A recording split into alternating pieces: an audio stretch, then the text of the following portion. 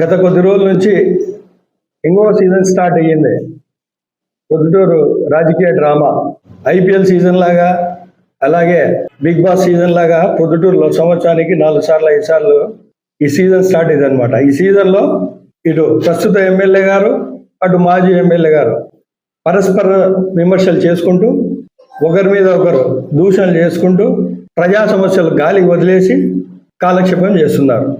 ఈ పరిస్థితి ఎలా తయారైందంటే, స్వయం ప్రకటిత నిజాయితీ పరులు ఉన్నారు పొద్దుటూరులో. ఎమ్మెల్యే గారు స్వయంగా ప్రకటించుకుంటారు, నేను నీతి నిజాయితీ పరుని అని చెప్పేసి. అలాగే మాజీ ఎమ్మెల్యే గారు, నేను ధర్మరాజు అని చెప్పి ఆయన ప్రకటించుకుంటారు.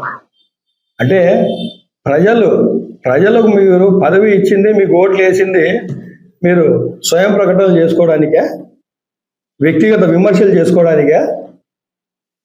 ఒక ధర్మరాజు అంటారు, ఒక నీతి నిజాయితీ అంటారు. ఏంది ఇది? మీ నీతి నిజాయితీతో, మీ కుటుంబ వ్యవహారాలతో, మీ వ్యక్తిగత వ్యవహారాలతో ప్రొద్దుటూరు ప్రజలకు ఏమవసరం? ప్రొద్దుటూరులో అనేక సమస్యలు ఉన్నాయి.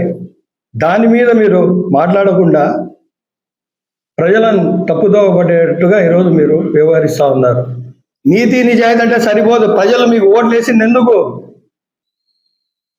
ప్రజా సమస్యల మీద పనిచేయాలా?